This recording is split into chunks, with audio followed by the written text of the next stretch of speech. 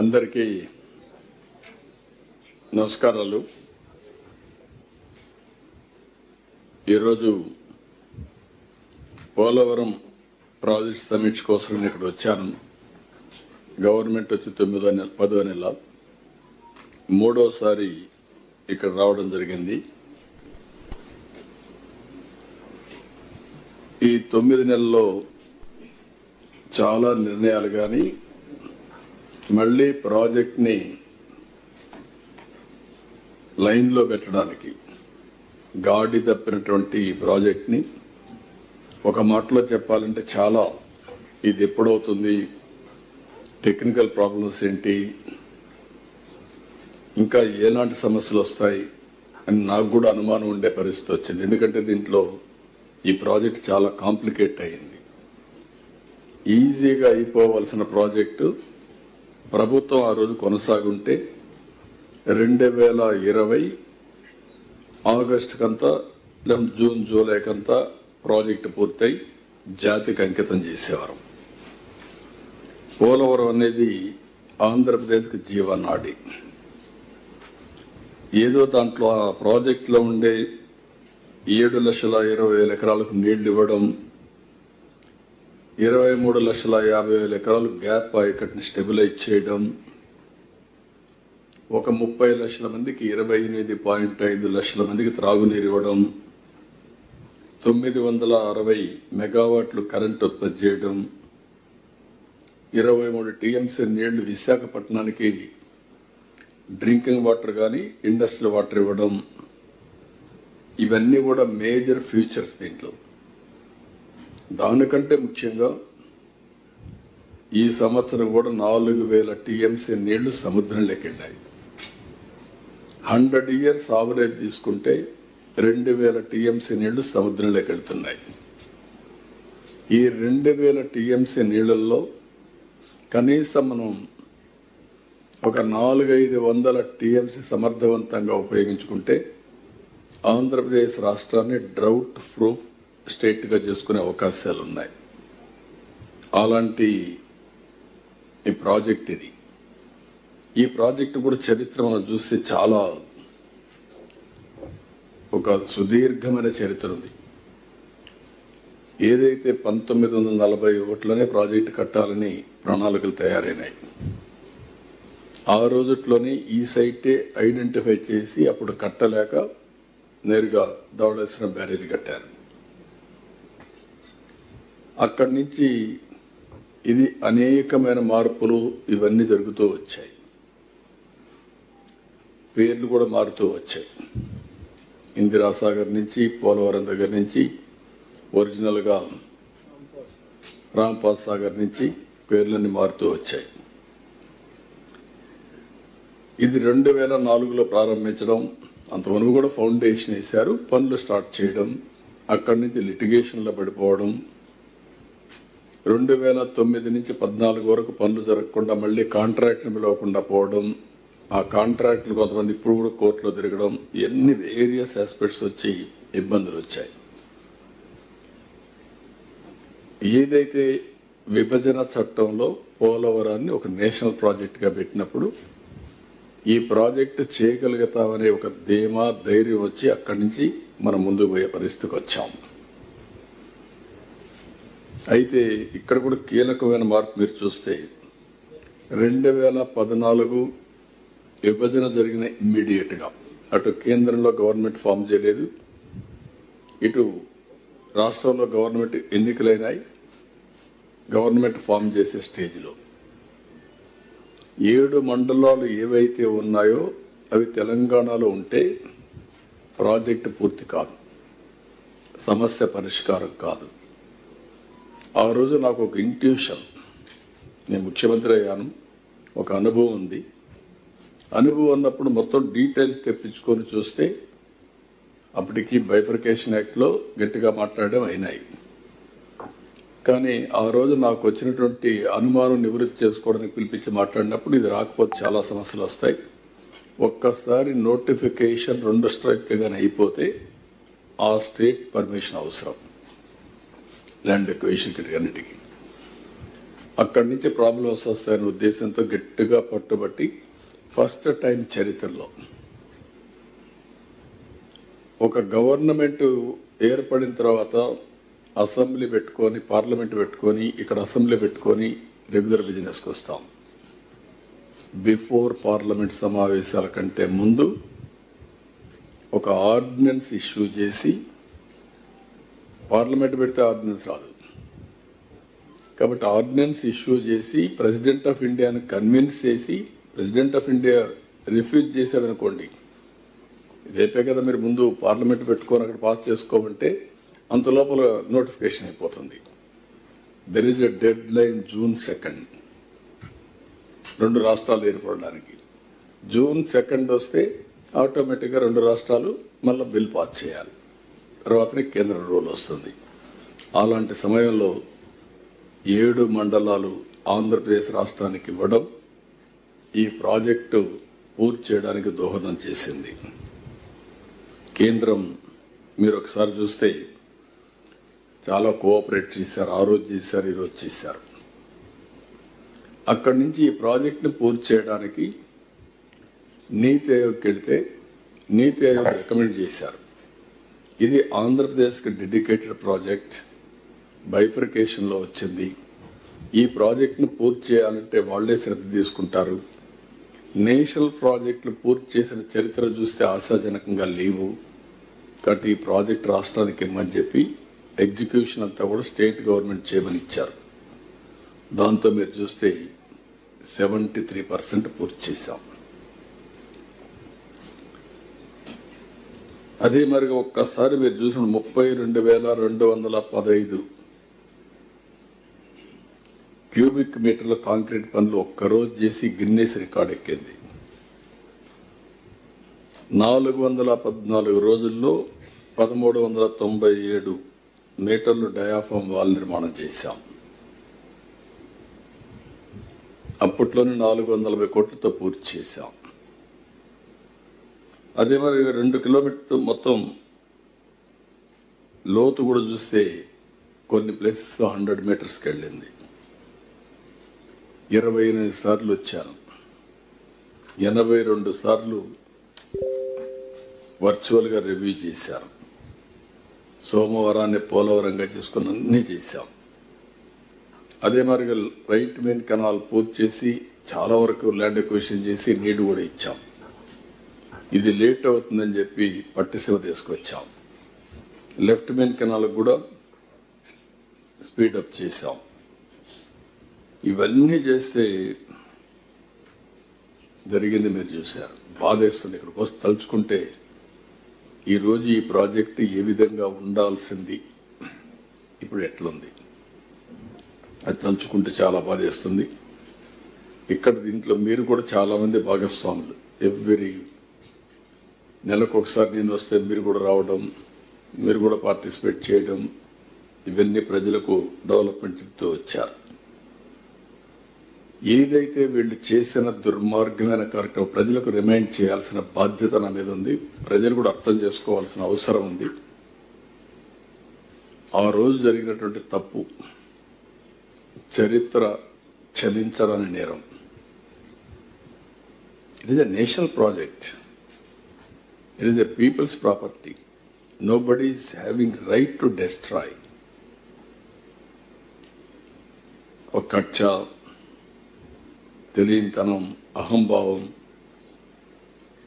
రాజకీయ వివక్షత అన్నీ కలిపి మొత్తం టెండర్ మార్చేయడం, 6 నెలలు ఇంట్రెస్ట్ చేయకుండా పోవడం, ఏజెన్సీ ఆఫీసర్ లేకుండా పోవడం. ఫైనల్గా మీరు చూస్తే డయాఫామ్ వాల్ దెబ్బతినింది కూడా ఎవరికి తెలియదు. అలాంటి అమానుషణీయమైనటువంటి వ్యవస్థ. కాఫర్ డ్యామ్ సకాలంలో పనిచేస్తుంటే ఇంత డ్యామేజ్ అయ్యేది కాదు. ఆ ఫ్లడ్ అంతా రావడం, అక్కడ మొత్తం ఎరోజన్ అంతా కావడం, ఎక్కడ ఊహించనటువంటి డ్యామేజ్ జరిగింది. ఆ డ్యామేజ్ 5 ఏళ్ళు ఏమీ చేయలేని పరిస్థితి. గడాన కేంద్రం ముందుగానే చెప్పారు. పీపీ అథారిటీ చెప్పింది, కేంద్ర ప్రభుత్వం చెప్పింది, తొందరపడద్దండి, ఇప్పటికే గడిచిన అనుభవాలు ఉన్నాయి, లిటిగేషన్ వస్తూ ఉంది, అకౌంటబిలిటీ ఫిక్స్ చేయలేకపోతున్నాం, మళ్ళీ ఫర్దర్గా మిస్టేక్స్ జరిగితే చాలా ఇబ్బందులు వస్తాయి చెప్పినా వినకుండా చేశారు. అప్పుడప్పుడు అంటూ ఉంటాను నేను, డెమోక్రసీ హాస్ పెయిడ్ ప్రైస్. ఒకసారి ఓట్లేసిన దానికి రాష్ట్రానికి జీవనాడి దెబ్బతినే పరిస్థితికి వచ్చింది. ఈరోజు ఇంటర్నేషనల్ ఎక్స్పర్ట్స్ని పెట్టారు. వాళ్ళంతా వచ్చి స్టడీ చేశారు. మన వాళ్ళైతే ఐఐటి మెడ్రాస్ చేశారు, అందరూ చేశారు. ఇది జరిగిందని ఐఐటి హైదరాబాద్ ఎస్టాబ్లిష్ చేసే వరకు బయట ప్రపంచానికి తెలియదు, ఎందుకు పోయింది కూడా తెలియదు. ఫైనల్గా వాళ్ళు వచ్చిన తర్వాత, ఈ ప్రభుత్వం వచ్చిన తర్వాత మేము పర్సూ చేసాం గట్టిగా కేంద్రంతో. ఎక్స్పర్ట్ కమిటీ అప్పటికే నామినేట్ చేశారు, అప్పుడప్పుడే వచ్చారు. వచ్చిన తర్వాత వాళ్ళు కూడా స్టడీ చేసి అన్ని విధాలు మళ్ళీ ఏం చేయాలని తర్జన పడిన తర్వాత 2-3 నెలలు ఫైనల్గా వేరే డయాఫామ్ వాళ్ళు తప్ప అది దెబ్బతింది. 4-5 ప్లేసెస్లో డ్యామేజ్ అయింది. ఇది చాలా ప్రాముఖ్యత కలిగిన ప్రాజెక్టు, ఫెరోషియస్ రివర్. ఇది ఏదైనా జరగడం జరిగితే చాలా ప్రమాదం వస్తుంది. కాబట్టి no compromise, better to go new diaphragm wall. మళ్ళీ ఇప్పుడు డయాఫామ్ వాల్ కోసం అందరినీ మొబిలైజ్ చేసే పరిస్థితికి వచ్చాం. వర్క్ స్టార్ట్ అయింది. 440 కోట్ల రూపాయలతో పని అయినటువంటి డయాఫామ్ వాల్ రివర్స్ టెండర్ అనే పేరు పెట్టి రాజకీయ కక్షతో మొత్తం ప్రాజెక్టు పైన కక్ష తీర్చుకునే పరిస్థితికి వచ్చారు. ఇప్పుడు ఒక్క డయాఫామ్ వాల్ 990 crores, 440 కోట్లు కొట్టుకొని పోయింది. ఈరోజు 990 crores ఖర్చు పెట్టే పరిస్థితికి వచ్చాం. 2020 కావాల్సిన ప్రాజెక్టు మళ్ళీ కేంద్రం పూర్తిగా డబ్బులు ఇచ్చి ఇవన్నీ చేసినా కూడా ఇది 2027 డిసెంబర్కి పోయే పరిస్థితి వచ్చింది. దాని మీదనే ఇప్పుడే నేను రివ్యూ చేశాను. రివ్యూ చేసినప్పుడు ఈసీఆర్ఎఫ్ గ్యాప్ 1 ఉంది. ఇది ఫిబ్రవరి 26కు పూర్తి చేస్తాం. డయాఫామ్ వాల్ 31 డిసెంబర్ 25కి పూర్తి చేస్తాం ఈ ఇయర్. అదర్ వర్క్స్ అన్ని డిసెంబర్ 26కు పూర్తి చేస్తాం. చిన్న పెద్ద వర్క్లన్నీ కూడా డిసెంబర్ 26 కాకుండా నేనేమన్నా జూన్కి పూర్తి చేయమన్నాను. లెఫ్ట్ కనెక్టివిటీస్ అది కూడా 26 జూన్కి పూర్తి చేస్తాం. 26 జూన్కి అది అవుతుంది. రైట్ కనెక్టివిటీస్ చాలా వరకు అయిపోయినాయి. ఇది కూడా 26కు జూన్కి పూర్తి చేస్తాం. ఇవన్నీ అయిన తర్వాత ఇక్కడ ఒక్క ఈసీఆర్ఎఫ్ క్యాప్ 2 మెయిన్ డ్యామ్, ఈ డ్యామ్ మాత్రం 2027 డిసెంబర్ పెట్టారు. దీన్ని ఇప్పుడు నేను రివ్యూ చేశాను. అన్లెస్ టెక్నికల్ పీపుల్ ప్రాబ్లం ఉంటే తప్ప 27 జూన్కే పూర్తి చేయమన్నాం. జూన్ కాకుండా ఏప్రిల్కే. ఎందుకంటే మనకు జూలైలో గోదావరి పుష్కరాలు వస్తాయి. పుష్కరాల సమయానికి ఈ ప్రాజెక్టు పూర్తయితే అంత మునిపే జాతికి అంకితం చేస్తే చాలా ఉపయోగపడుతుంది. ఒకవేళ బలమైనటువంటి ఈ యొక్క టెక్నికల్ ప్రాబ్లమ్స్ ఉంటే అటు ఇటు కొంచెం లేట్ అవుతుంది. అదర్వైజ్ పూర్తి చేస్తాం. ఇది కాకుండా ఇక్కడికి వచ్చినప్పుడు మొత్తం phase 1A, phase 2 1B, 1A 1B ఇవన్నీ పీడిఎఫ్లు కానీ ల్యాండ్ ఎక్విజిషన్ కానీ జరగాలి. ఇప్పటి వరకు ల్యాండ్ ఎక్విజిషన్ అయితే చాలా వరకు పూర్తి చేశారు. ఇంకా కొంత ల్యాండ్ అక్వైర్ చేయాల్సిన అవసరం ఉంది. ఇందులో ఒకసారి చూసినప్పుడు ఫేజ్ 1A మొత్తం ఇంకా 972 కోట్లు ఖర్చు పెడితే 20,946 పీడిఎఫ్లు ఇచ్చి దగ్గర 26 R&R కాలనీస్ పూర్తయినాయి. ఇంకొక 49 R&R కాలనీస్ పూర్తి చేయాలి. వీళ్ళల్లో ఇప్పటికే 14,359 మందిని షిఫ్ట్ చేశాం. ఇంకొక 6,577 మంది షిఫ్ట్ చేయాలి.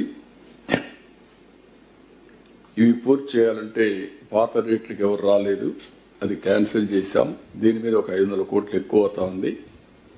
972 కోట్ల రూపాయలు ఖర్చు పెట్టి ఫేజ్ 1A ఉండే వాళ్ళందరినీ రీహాబిలిటేట్ చేస్తాం. అది ఈ ఇయర్ నవంబర్కి పూర్తవుతుంది. ఫేజ్ 1B ఇక్కడ మీరు చూస్తే 48 హ్యాబిటేషన్లో 6 మండలాల్లో ఇది పూర్తి చేయాల్సిన అవసరం ఉంది. రిమైనింగ్ పీడిఎఫ్లు దగ్గర మనం చూసినప్పుడు ఒక 15 హ్యాబిటేషన్స్ ఉన్నాయి. గ్రామ సభలు కూడా పెట్టారు, అవన్నీ ఎస్టాబ్లిష్ చేస్తున్నారు. R&R స్కీమ్స్ కానీ ఇవన్నీ కూడా కంప్లీట్ చేసి మొత్తం డిసెంబర్ అన్నారు, కానీ నేను 26 జూలై లోపల పూర్తి చేయమన్నాను. దీనికి కూడా ప్రోగ్రాం తయారు చేశారు. దీనికి ఒక 4,925 కోట్లు అవుతుంది. రెండు కలిపితే 6,270 కోట్ల రూపాయలు R&R, ల్యాండ్ ఎక్విజిషన్ ఇవన్నీ అయితే అక్కడికి పూర్తి అవుతుంది. ఇది ఫేజ్ 1 41.15 వరకు. ఒరిజినల్గా మనకు శాంక్షన్ అయింది 45.74. ఇది అవుతానే దాన్ని టేకప్ చేసి అప్పుడు మెయిన్గా మనకు వచ్చేది ఓవరాల్గా ల్యాండ్ ఎక్విజిషన్ R&R పే చేయాలి. ఇప్పటికే చాలా వరకు ఫేజ్ 1లో అవుతుంది, కానీ మొత్తం కావాలంటే నీళ్లు ఇంపౌండ్ చేయాలంటే ఇవన్నీ చేయాల్సిన అవసరం ఉంది. ఇప్పుడు ఇవన్నీ చేసినప్పుడు ఈ యొక్క ఇప్పుడే ల్యాండ్ ఎక్విజిషన్ ఆఫీసర్స్ కూడా పిలిపించాను. R&R వాళ్ళకు కూడా చాలా స్పష్టంగా డైరెక్షన్స్ ఇచ్చాను. నాట్ ఈవెన్ 1 కంప్లైంట్ రాకూడదు, అందరికీ న్యాయం జరగాలి. టోటల్ ఆధారంగా అథెంటికేషన్ చేసుకొని డిజిటల్ డాక్యుమెంట్స్ అన్ని తయారు చేసి ఎక్కడ మిస్అప్రోప్రియేషన్ జరగడానికి వీలు లేదు, ఎవరికి అన్యాయం జరగడానికి వీలు లేదు. దీన్ని డీటెయిల్డ్ ఎక్సర్సైజ్ చేయమన్నాం. ఆ డీటెయిల్డ్ ఎక్సర్సైజ్ చేసి ఇది కంప్లీట్ చేస్తారు. కంప్లీట్ చేసి ఫేజ్ 1 అయితే నేను చెప్పినట్టు 26 జూలైకి పూర్తవుతుంది. అక్కడి నుంచి ఓవరాల్ ప్రాజెక్ట్కి ఎట్లా ముందుకు పోవాలో ముందుకెళ్తాం. ఏదైతే గవర్నమెంట్ ఆఫ్ ఇండియా ఇచ్చిన డబ్బులతో 41.15 మీటర్లు దీనికి కావాల్సిన ల్యాండ్ ఎక్విజిషన్ R&R, అదే మరి left main canal, right main canal ఏదైతే ఒరిజినల్గా డిజైన్ చేశారో అంతవరకు పూర్తి అయిపోతాయి. మిగిలింది 45.74 మీటర్ల ఎత్తు నీళ్లు ఇంపౌండ్ చేయడం. దానికి కావాల్సిన విధంగా ఏం చేయాలనో దాన్ని వర్కౌట్ చేసుకొని ముందుకు పోవాల్సిన అవసరం ఉంది. దాన్ని ఏ విధంగా చేయాలనో దాని ప్రకారం కూడా we are working from now onwards. ఫైనల్గా ఈ ప్రాజెక్టులో ఇప్పటికే మీరు చూస్తే రివర్స్ టెండర్ పేరు పెట్టి 2,782 కోట్ల రూపాయలు అదనంగా అయ్యింది. ఇప్పటికి మళ్ళీ ల్యాండ్ ఎక్విజిషన్లో R&Rలో అదనం, ఇది కాకుండా పవర్ ప్రాజెక్ట్ అదనం. పవర్ ప్రాజెక్టులో ఇప్పుడు ఐడల్ కరెంట్ వస్తే ఫ్రీగా వచ్చేది, రాలేదు. ఆపర్చునిటీ కాస్ట్ పోయింది. ఒక 2,000 కోట్ల 2,500 కోట్ల రూపాయలు నష్టం వచ్చే పరిస్థితి వచ్చింది. ఒక తప్పు రాష్ట్రం ఏ విధంగా భరించాల్సి వస్తుందో this is one example, classical example. ఇంకొక పక్కన కూడా ఎప్పుడు నేను అంటూ ఉంటాను, ఒక ప్రాజెక్ట్ వచ్చినప్పుడు, ప్రాజెక్ట్ బెనిఫిట్స్ వచ్చినప్పుడు కింది ప్రాంతంలో ఉండే రైతులు ఆనందంగా ఉంటారు. నీళ్లు వచ్చినప్పుడు that is a game changer. అదే సమయంలో తరతరాలుగా ఉన్నటువంటి వ్యక్తులు అక్కడి నుంచి వదిలిపెట్టి వేరే ప్రాంతాలకు వెళ్ళాలి రీహాబిలిటేషన్కి. అక్కడే చాలా జాగ్రత్తగా ప్రతి ఒక్కరికి న్యాయం చేయాల్సిన బాధ్యత ఉంది. ఒకటి R&R ప్యాకేజ్ ఇవ్వడం, ఇంకొక పక్కన రీహాబిలిటేషన్ కావాల్సినటువంటి ఇండ్లు కానీ ఇన్ఫ్రాస్ట్రక్చర్ కట్టివ్వడం, ల్యాండ్ ఎక్విజిషన్ డబ్బులు ఇవ్వడం, ఒకవేళ ల్యాండ్ టు ల్యాండ్ కూడా కొనిచ్చాం అలాంటివి కూడా చేయడం. ఫైనల్గా వాళ్ళందరిని అనలైజ్ చేసి ఈ ఏరియాలో ఇంకా ఏమన్నా వీళ్ళకి చేయగలుగుతామా, ఏమేం చేయగలుగుతాం, ఎక్కడ సెటిల్ అయ్యారు అవన్నీ నోటిఫై చేసి వాళ్ళకు కూడా జీవనోపాధి, లైవ్లీహుడ్ ఏ విధంగా క్రియేట్ చేయాలనో క్రియేట్ చేసి వాళ్ళ జీవితాల్లో కూడా వెలుగు చూడాల్సిన బాధ్యత మన మీద ఉంది. ఒకవేళ గవర్నమెంట్ ఆఫ్ ఇండియా ఏదైనా ఇన్సెంటివ్స్ ఇవ్వగలిగితే అవి కూడా తీసుకొస్తాం. అవసరమైతే కొన్ని ఇండస్ట్రీస్ పెట్టడానికి అలాంటి అవకాశాలను ఎక్స్ప్లోర్ చేస్తాం. MSMEలు పెట్టుకోగలిగితే పెట్టిస్తాం. టోటల్గా దాని మీద కూడా రీహాబిలిటేషనే కాకుండా వాళ్ళని బెటర్గా ఏం చేయగలుగుతాం దానికి కూడా ఒక కమిటీ వేసి ఎవరైనా మంచి NGOలు ఉంటే అలాంటి వాళ్ళు తీసుకొచ్చి, లేకుంటే ప్రొఫెషనల్స్ తెచ్చి ఆ వర్క్ కూడా పూర్తి చేస్తాం. ఫైనల్గా ఈరోజు ఓసారి ఎక్కువ ఈ రాష్ట్రంలో ఎవరన్నా బాధపడితే నేనే బాధపడాలి ఈ ప్రాజెక్టులో. That is my sentiment. ఎందుకు ఆ మాట అంటున్నానంటే కొన్ని సమయాల్లో కొంతమందికి అవకాశాలు వస్తాయి. నేను అడుగడుగున ఆ అవకాశాన్ని ఉపయోగించుకొని ఈ రాష్ట్రం యొక్క ఫ్యూచర్ని మార్చాలి, రూపురేఖలు మారాలి అని నేను ఆ రోజు ప్రయత్నం చేశాను. అది ఆల్మోస్ట్ అయ్యే స్టేజ్లో వచ్చిన తర్వాత ఆల్ ఆఫ్ ఎ సడన్ ఒక కన్ఫ్యూజన్, ఒక కయాస్ వచ్చింది. ఏం చేయాలో దిక్కుదోచిన పరిస్థితి. ఆ రోజు చూసినప్పుడు తలుచుకుంటే చాలా బాధ. ఒకసారి ఒక ఇండస్ట్రీ పెట్టినప్పుడు ఎవరైనా కూలిపోతే ఎట్లా బాధపడతారో ఆ విధంగా నేను చేసిన పని మారిగా అయిపోయిందని బాధపడ్డాను. మళ్ళా భగవంతుడు, మళ్ళా డెస్టినీ. ఈరోజు కేంద్రంలో మళ్ళా ప్రభుత్వం ఉండడం, ఇక్కడ రావడం, 3 పార్టీలు కలిసి పోటీ చేయడం, ఒక నిర్దిష్టమైనటువంటి హామీ ఇవ్వడం, కేంద్రం కూడా ముందుకు రావడం, ఇటు తెలుగుదేశం, జనసేన, బీజేపీ ముగ్గురం కలిసి వాళ్ళు కూడా ఇమ్మీడియట్గా దీని మీద ఫోకస్ పెట్టి ఎక్స్పర్ట్స్ కమిటీ వేసి వాళ్ళు ఇచ్చిన రికమెండేషన్స్ అని అమలు చేయడం, మళ్ళీ కావాల్సిన నిధులు ఇవ్వడం, దీన్ని మళ్ళీ ట్రాక్లో పెట్టిన తర్వాత మళ్ళీ నేనే పూర్తి చేస్తున్నాను అన్నప్పుడు ఒక సాటిస్ఫాక్షన్ లైఫ్లో. ఒకసారి బాధ, ఒకసారి ఆవేదన, ఒకసారి నిర్వీర్యం కూడా. ఏంటి ఇట్లా అయిపోయింది. మళ్ళీ ఇప్పుడు ఒక ఆశ, ఓకే డ్యామేజ్ జరిగింది, మళ్ళీ రికవర్ చేస్తున్నాం అనే పరిస్థితికి వచ్చాం. తప్పకుండా ఈ ప్రాజెక్టు పూర్తవుతుంది, దాంట్లో అనుమానం లేదు. దీన్ని ఆధారంగా తీసుకొని ఉత్తరాంధ్ర సుజల స్రవంతి, పోలవరం బనకచెర్ల అనుసంధానం, ఈ 2 జరిగితే జీవితానికి ఒక పరమార్థం ఉంటుంది. I'm confident will do it. NDA, నేను మిత్రుడు పవన్ కళ్యాణ్ గారు, బీజేపీ నరేంద్ర మోడీ గారి సహకారంతో will complete it. That is our confidence, that is our dedication. మీకు ఏమైనా డౌట్స్ ఉంటే చెప్పండి, లేకపోతే మీకు ప్రాజెక్టు పైన ఏదైనా మీరు కూడా నమ్మారు కానీ ఇన్ని కంఠపాఠం అయిపోయింది. ఎక్కడ గ్యాప్ 1, ఎక్కడ గ్యాప్ 2, ఎక్కడ గ్యాప్ 3, ఎక్కడ ECRF. 34 times వచ్చాము. అంటే బాధ మనకుంటుంది. అక్కడ కూడా మాట్లాడి అవి 100 సార్లు ఉన్నాయి.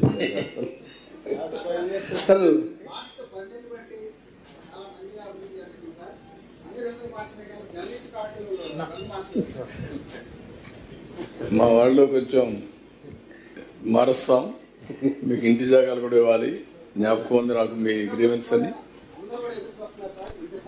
ఇవ్వాలి, ఇస్తాం చెప్పాను, అలా నేను శ్రద్ధ పెడతాను. సార్ ఇప్పుడు ఎగువ కాఫర్ డామ్ 42.5 అయిపోయింది కదా సార్. గతంలో అనుకున్నట్టు మనం కనెక్టివిటీస్ పూర్తి చేస్తే నీళ్ళు ఇచ్చి ఆస్తాం. ఏదిమా ఎగువ కాఫర్ డాము 42.5 కట్టేశారు. గతంలో అనుకున్నట్టు కనెక్టివిటీస్ పూర్తి చేస్తే మెయిన్ డ్యామ్ అవ్వకుండా నీళ్ళు ఇచ్చి ఆస్తాం. గతంలో ఈ ప్లాన్ ఉండేది కదా సార్. ఇప్పుడు ఈ టైం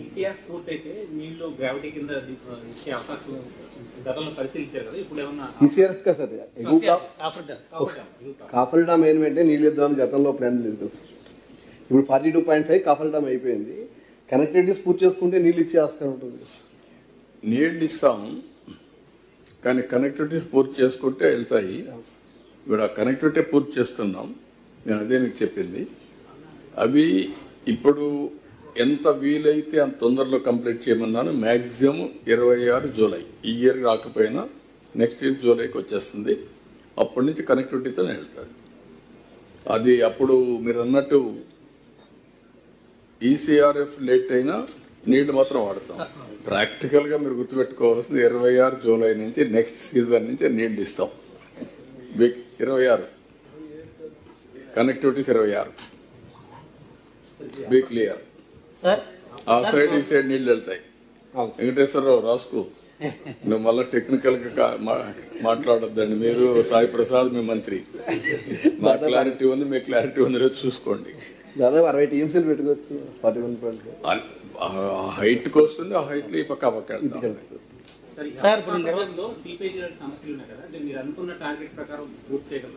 అందుకనే ఇప్పుడు ఉదాహరణకు ఒక టెక్నాలజీ ఉపయోగించి ఈరోజు చేస్తున్నారు, పని చూశారు.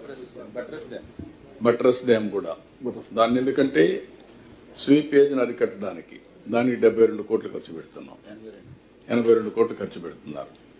అది ఇప్పుడు ఒక 1 month or 2 months అయిపోతుంది. మే లోపల అయిపోతే రెయినీ సీజన్లో కూడా స్వీపేజ్ ఆగి పనులు డయాఫామ్ వాల్ పూర్తవుతుంది. అది డిసెంబర్కి పూర్తవుతుంది. కాబట్టి అది కూడా ఏం చేయాలో అవన్నీ వర్కౌట్ చేస్తున్నారు. దానికి కూడా కొద్దిగా హైట్ పెంచాల్సి వస్తే అది కూడా వర్కౌట్ చేస్తున్నారు. Upper coffer dam operation platform level కొద్దిగా పెంచుతారు. అవి కూడా ప్రికాషన్ టెక్నికల్ ప్రాబ్లమ్స్ అది తీసుకుంటున్నారు. ఇక్కడ 4-5 మంచి ఐలాండ్స్ ఉన్నాయి, కొండలు ఉన్నాయి. ఇవి కూడా హోటల్స్ కూడా పెట్టాలనుకుంటున్నాం. ఇక్కడ హోటల్స్ పెడితే పాపి కొండలు బ్యూటిఫుల్ భద్రాచలం వరకు మధ్యలో ఐలాండ్స్ ఉంటే చూస్తాం. ఇక్కడి నుంచి నేరుగా మీకు గోదావరి ధవళేశ్వరం బ్యారేజ్ వరకు బ్యూటిఫుల్గా డెవలప్ చేసే అవకాశం వస్తుంది. అఖండ గోదావరి దానికి కూడా ప్రాజెక్ట్ తయారు చేసాం. నిన్న 2 ఆఫీసర్లు పెట్టాం. 2027 జరిగే గోదావరి పుష్కరాలకు ఇప్పటి నుంచే ప్రారంభిస్తాం. 2.5 years will work in that direction. అలా మీకు రాజమండ్రికి మంచి రోజులు వస్తాయి. అప్పుడు మనమే చేసాం, ఇప్పుడు మళ్ళీ మనమే చేస్తాం. ఓకే సార్, 41.15 వరకు పూర్తి చేస్తున్నాం కదా సార్. అందులో లేని గ్రామాలు కూడా కొన్ని మునిగిపోతున్నాయండి. అవి ఏమో 45లో ఉన్నాయండి. వాళ్ళు మేము మునిగిపోతున్నాం. ఇప్పటికే భద్రాచలం వద్ద 45 అడుగులు వచ్చేటప్పటికే మేము మునిగిపోతున్నాం. మమ్మల్ని 41లో చేర్చనండి. అటువంటిది ఏమైనా ఆలోచిస్తున్నారా sir? Will take it up all these issues. ఇది మన చేతుల్లో మనం ఒక్కరే చేసేది కాదు. గవర్నమెంట్ ఆఫ్ ఇండియా కూడా కన్విన్స్ చేసుకోవాలి. Bifurcation act is very clear. 45.74 there is no second thought. అది కూడా ఒప్పుకునేది వీళ్ళే ఒప్పుకున్నారు. నేనున్నప్పుడు 41.14 ఎప్పుడు డిస్కస్ చేశారా మీరు? ఎప్పుడు లేదు, ఆ మాటే లేదు. దాన్ని కొత్తగా తీసుకొచ్చి పెట్టారు, phase 1 పెట్టారు. ఇవన్నీ కూడా లేనిపోని సమస్యలు తెచ్చారు. ఇప్పుడు నేను మళ్ళీ వెనక్కిపోతే అసలు ప్రాజెక్ట్ పోతుంది. ముందు నీళ్లు రావాలి, ప్రాజెక్ట్ పూర్తి కావాలి. ఇది అవుతాను, దాన్ని కూడా టేకప్ చేసుకుంటారు. పోలవరంలో ఉన్నటువంటి మండలాల వాళ్ళందరూ కూడా జిల్లాగా ఏర్పాటు చేస్తాం ముంపు మండలాలని మీరు హామీ ఇచ్చారు సార్ గతంలో. ఇప్పుడు అందుకని ఆలోచిస్తున్నారు, వీళ్ళు డిఫరెంట్ ప్లేసెస్కి వెళ్ళిపోతున్నారు రీహాబిలిటేషన్లో. ఎక్కడ ఫామ్ చేయాలి, మళ్ళీ ఓన్లీ డ్యామ్కి ఒక జిల్లా వస్తుందని భయంగా ఉంది నాకు. అందుకే వీఆర్ వర్కింగ్ ఆన్ దట్. ఒకవేళ కాంపాక్ట్గా వస్తే డెఫినెట్గా చేస్తాం. కాంపాక్ట్ రాలేదనుకోండి, అట్లా కాకుండా ఈ కాలనీస్ పని శ్రద్ధ పెడతాం. 2 ఎగ్జామ్ చేస్తున్నాం. ఒక్కసారి R&R కాలనీస్ వచ్చేస్తే నాకు ఒక క్లారిటీ వస్తుంది, దాని ప్రకారం ముందుకెళ్తాం. పోలవరం బంకచెర్ల మళ్ళీ పెద్ద ప్రాజెక్టు నిధులు తీసుకురావడం అది ఎట్లా అన్నది మీరందరూ ఉన్నారు కదా, ఐడియాలు ఇవ్వండి. Thank you.